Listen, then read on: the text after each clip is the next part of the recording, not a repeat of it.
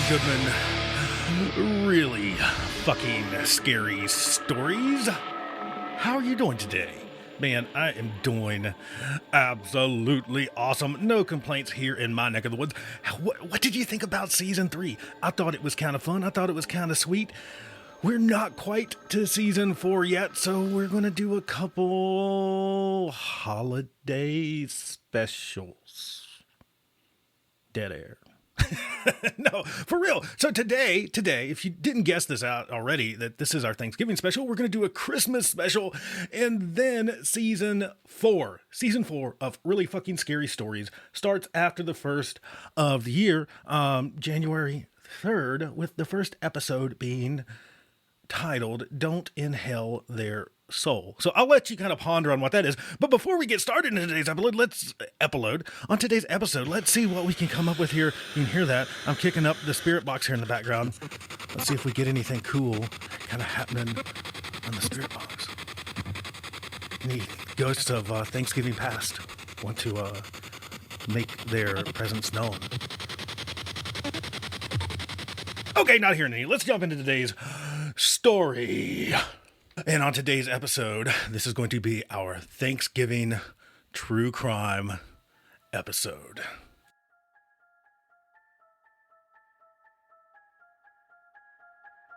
So we're going to bring you a couple different true crime stories as it relates to Thanksgiving. And the actual title of today's episode is Mashed Potatoes and Murder. So let's jump into this. One that kind of hits close to my original neck of the woods. As you know, I'm in Phoenix, Arizona, now the sunny and the beautiful downtown Phoenix, Arizona. But this is back in Tennessee. I grew up in southwestern Virginia, kind of right across the border from Tennessee, from West Virginia, from North Carolina, kind of down in that little tip of Virginia. So this is in Knoxville, which is not very far from me, just a couple hours from where I grew up. This happened in Knoxville, Tennessee in 2018, and this is the Guy family Thanksgiving. So it started off kind of as like a normal Thanksgiving with a 28-year-old Baton Rouge resident, Joel Michael Guy Jr. He traveled from Baton Rouge, Louisiana back to his home of Knoxville, Tennessee, where he reunited with his 3 sisters and their parents over kind of a normal turkey and stuffing and cranberry. And I don't know, do you guys do giblet gravy? That's something from where I grew up, giblet gravy. But at the end of this evening, normal Thanksgiving kind of stuff, the 3 daughters of the family, all who had remained in Tennessee, returned to their homes, and Mr. Guy Jr. was left alone with his parents, Joel Guy Sr., 61, and Lisa Guy, 55. Things started to go a little south, it seems like, at this point. It got a little violent over the mashed potatoes and dressing and stuffing. And at some point, between Thursday night and Monday afternoon, the Knox County Sheriff's Department claims that Guy Jr. stabbed and dismembered his parents. Then it gets better. And wait, there's more.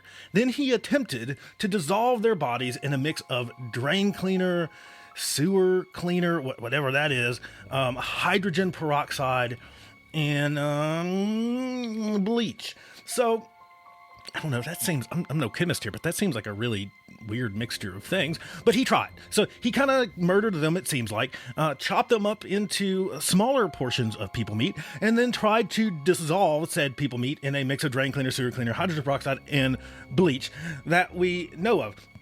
So let's go a little back here and include that Guy Jr. was an undergraduate. He was still very dependent upon his parents for financial support.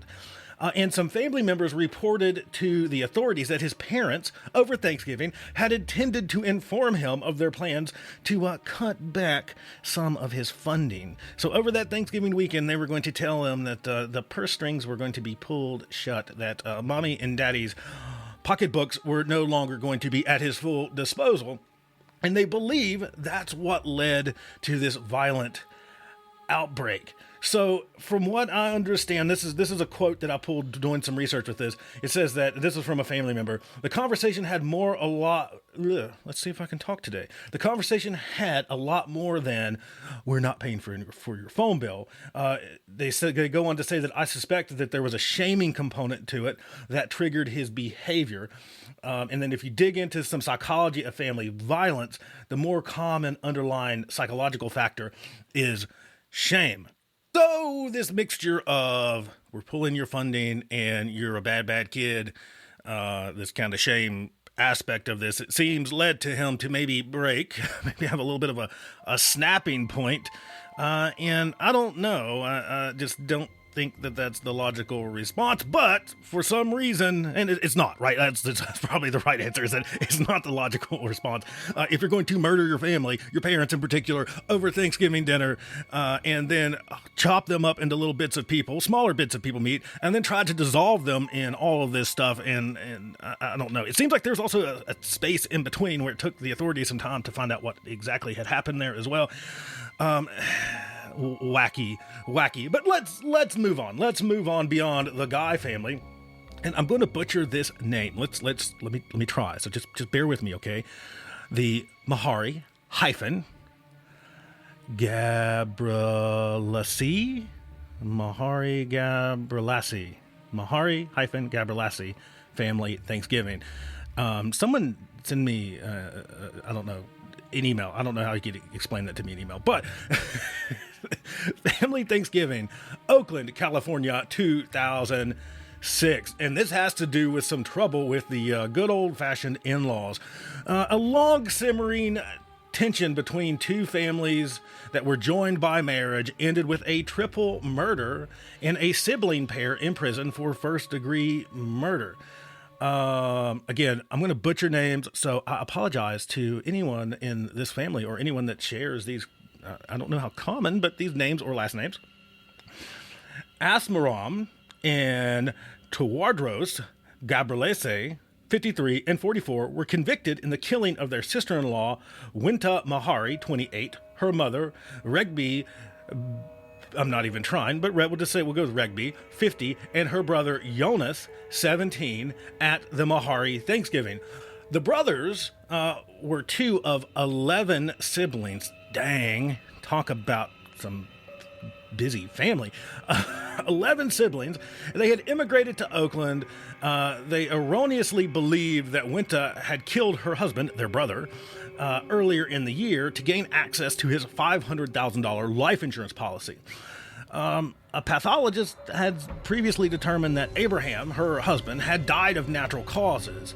Tawadros was invited to the Mahari Thanksgiving, from where he contacted Asmaram and opened the door for him, inviting him into the apartment. He then kidnapped their infant nephew while his brother was gunned down by others. The brothers were found guilty in 2011 and sentenced to life in prison without the possibility of parole. In 2016, Tawadros was released from prison after having his conviction overthrown and his prison sentence revised. Talk about some trouble with your extended family. That be it. That is it. That is about as troublesome as it gets with the in-laws, that's for sure. Let's play another game of Sam Butcher's family's names. So that's the only butchering I'm doing as it relates to really fucking scary stories, is the butchering of names. But here we go. The Marhij family Thanksgiving. Marhij. We're gonna stick with Marhij. We're gonna stick with Marhij. How about that? The Marhij family Thanksgiving, Jupiter, Florida, 2009. After dinner, they played Christmas songs around an old upright piano, and then came a whole bunch of murder. Paul Mahinge was quoted saying, "I've been waiting 20 years to do that." So there you go. He was thinking about this for more than a few minutes. He was heard muttering this as he gunned down 4 and injured 2 others at a cousin's family home in Jupiter, Florida. Among the dead, his 76-year-old aunt, his 33-year-old twin sisters, so both of the twins, one of which who was pregnant, that's super duper sad, and a 6-year-old, the daughter of his cousin, who was shot 3 times from her bed. So Paul's presence at the dinner had come as quite a surprise, I think, to the family. He had been estranged from his family for years, and at one point, one of his sisters had put a restraining order out on him. Should have kept that in place, it seemed like. But after purchasing more than $2,000 worth of guns and ammunition in the weeks before the holiday, he called his parents and said, "Hey, y'all, I'm coming to Thanksgiving." This is really, really kind of sad and ironic. But his mother, Carol, had told his sister, Lisa, as they were planning for dinner, this is a quote, "I hope he doesn't come and kill us all tonight." She replied to the mother that that actually came to my mind, but don't say that to Dad. Somebody probably should have said that. If that was really on their mind, they probably should have brought that up. But unfortunately, sadly and ironically, they did not. In 2011, Mr. Merheej, is that what we agreed upon? Merheej, Paul, we'll just say Paul pleaded out guilty to all the murders and received a sentence of 7 life terms. He only avoided the death penalty with his plea deal. On top of that, it's likely that he suffered from borderline personality disorder, and there's a quote here in my notes that says that it's really common for estranged family members who return to do some murders, to do some killing, often do so after failing to move on independently. So failing to kind of move on their own, they return and like to get all murdery.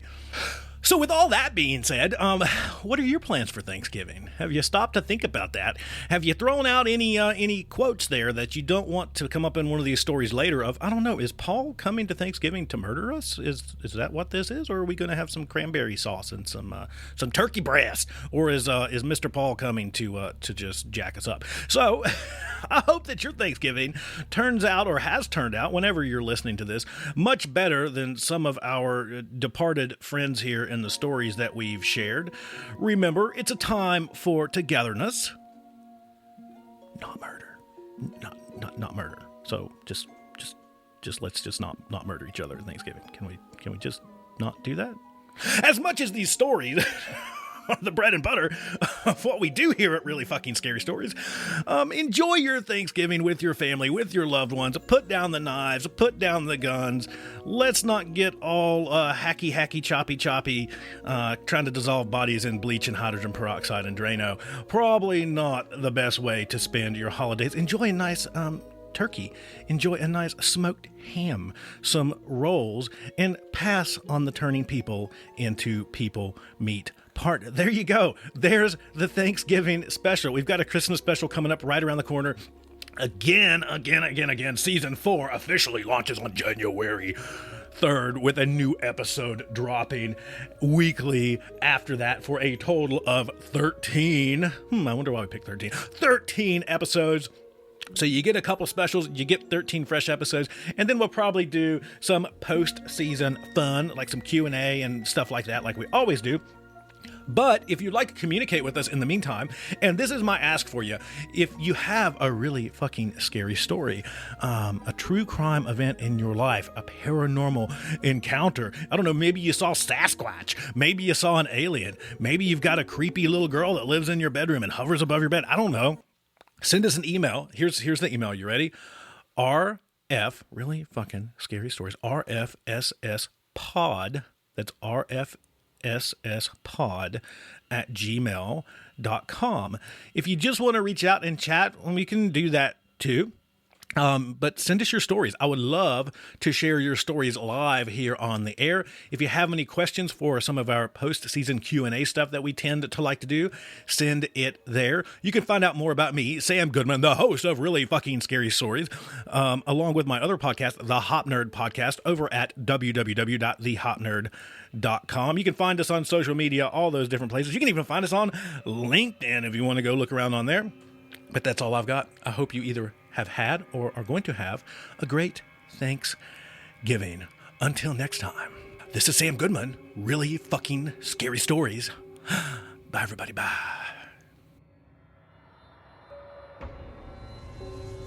Have you had a really fucking scary experience? Have you seen a ghost? Have you been on a macabre adventure? Would you like to share it on air?